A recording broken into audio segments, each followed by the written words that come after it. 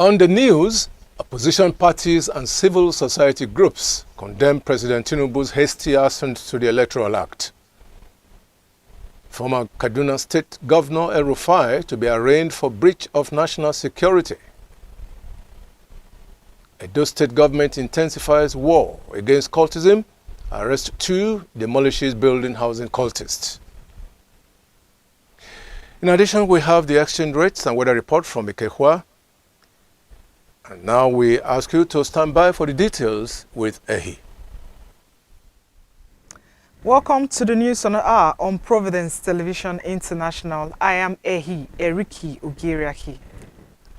Opposition parties, civil society groups, and a cross-section of Nigerians have continued to vent their anger and disappointment with regards to President Bola Ahmed Tinubu's hasty assent to the Electoral Act Amendment 2026 on Wednesday, 18th February 2026. Ogbebo Ikekwa tells us more. The African Democratic Congress on Thursday condemned President Tinubu's hasty assent to the new electoral law, stating that the action should be regarded as the signing of a death warrant against credible polls in the country. The ADC, in a statement by its National Publicity Secretary, Bolaji Abdullahi, emphasized that the haste with which the president assented to the electoral law is part of the All Progressives Congress plot to rig the 2027 general election. The ADC further expressed dismay that at a time when Nigerians across party lines were demanding for more accountability in the electoral system, the president hurriedly signed the new electoral law, which has failed to improve citizens' confidence in the electoral process. The party declared that it would mobilize Nigerians nationwide to protect the integrity of future elections, noting that no law, however hastily enacted, can extinguish the democratic aspirations of a free nation. Also reacting to the development, a coalition of civil society organizations expressed disappointment with the final outcome of the 2026 Electoral Act.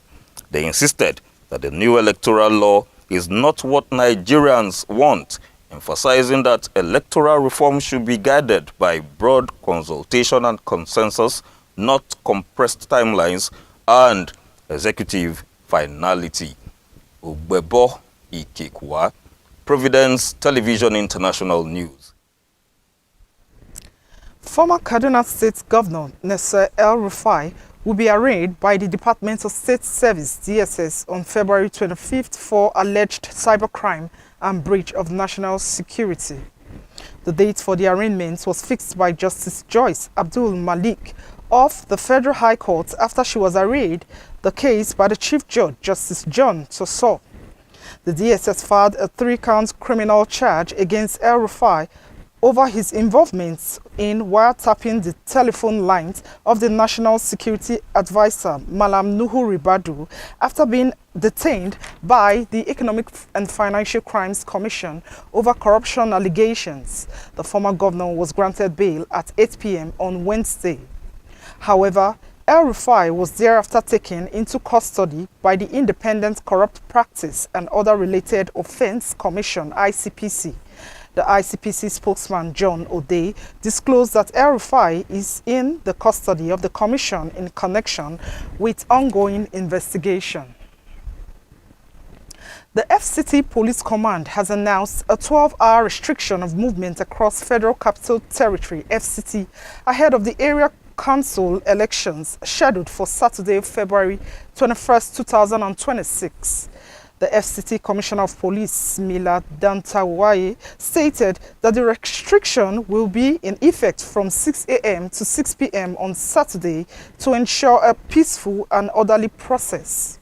The directive applies to all FCT residents except essential service providers and duly accredited election officials.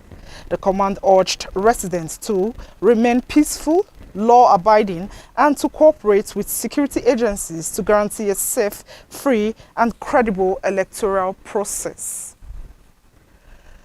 The Plateau State Police Command has ordered a 24-hour patrol across the state's 17 local government areas as the Christian Lent and Muslim Ramadan season began on Wednesday. The State Commissioner of Police, Basi Ewa, disclosed that the measure to ensure a peaceful and secure environment during the fasting season. The Commissioner of Police, Ewa, also stated that he had given directives for the deployment of personnel and logistics to strategic locations, flashpoints, and vulnerable spots to enhance visibility, policing, and prevent criminal activities. The federal government on Thursday commenced a thorough investigation into the mining strategy in Zurak community of Plateau State, where at least 37 miners were confirmed dead and 25 others hospitalized. The Minister of Solid Minerals Development, Henry Dele Alake, represented by the Permanent Secretary Farouk Yabo, led the federal government delegation to the site on Thursday. The tragedy that struck the mining community was caused by carbon monoxide and sulfate gas emissions. Electricity generation companies in Nigeria, GenCos, have indicated that indebtedness in the sector is on a steady rise, hitting 6.5 trillion naira as at the end of January, while forecasting that it will reach 8.8 trillion naira by the end of this year. The GenCo added that the debt in 2025 alone stood at 2.4 trillion naira, going by the 200 billion naira monthly shortfall. The sector called for a presidential-led reform, a long-term debt solution, a strengthening value chain, and investor confidence to be restored to the sector. It will be recalled that the federal government had issued a 501 billion inaugural power sector bond a couple of weeks ago. The bond was issued under the Presidential Power Sector Debt Reduction Program. The Edo State government on Thursday demolished a building in Amagba, Benin, where 2 cultists were arrested while 5 others escaped. The demolition was in connection with recent court-related killings in the state. The demolition was carried out by the Special Security Squad, codenamed Operation Flushout Cultists and Kidnappers in Edo State, led by the Principal Security Officer to the Governor. Speaking to journalists after the exercise, the spokesperson of the squad, Eribo Enwanta, emphasized that the state anti-cultism law will be fully enforced to ensure that cultism becomes a thing of the past in Edo State. In January 2025, Governor Monday Okpevolo signed the Secret Court and Similar Activities Prohibition Law 2025, which introduced severe penalties to curb cultism, including the death penalty for court-related killings. The law prescribes 21 years imprisonment for sponsors of cult activities and 10 years jail plus property demolition for landlords who knowingly harbor cultists. Boko Haram and ISWAP terrorists have intercepted and set ablaze 3 trucks loaded with fish at Mile 40 area of Mogumeri local government area of Borno State. A truck driver who survived the incident noted that in the past, the terrorists used to abduct people and demand ransom from their families. However, in recent times, the bandit now resorts to intercepting vehicles to loot, burning such vehicles afterwards. He recalled on the federal government and security agencies to deploy troops on the Nigerian highways to protect lives and property of road users. It will be recalled that on the 10th of February 2026, the terrorists intercepted 4 trailers loaded with cows on their way to Meduguri from Mauguno, stealing over 100 cows and burning the vehicles. And now to sports with Emmanuel Egariva. In sports, the Nigerian Football Federation has confirmed that Super Eagles coach Eric Chelle has tabled fresh terms before the body, including an increase in his monthly salary. Despite strong backing to remain in charge, Chelle has reportedly attracted interest elsewhere on the continent, with Tunisia said to be offering the Franco-Malian tactician a salary in the region of $100,000 per month. Chelle's new demands include a private SUV with a driver, security details, and accommodation in a well-secured area with uninterrupted power supply. Super Eagles forward Victor Osimhen is on the verge of a return to the French league with champions PSG opening discussions with Galatasaray over a potential summer transfer. Victor Osimhen is no stranger to French football, having previously featured for Lille before sealing the high-profile move to Napoli, where he established himself as one of Europe's most prolific strikers.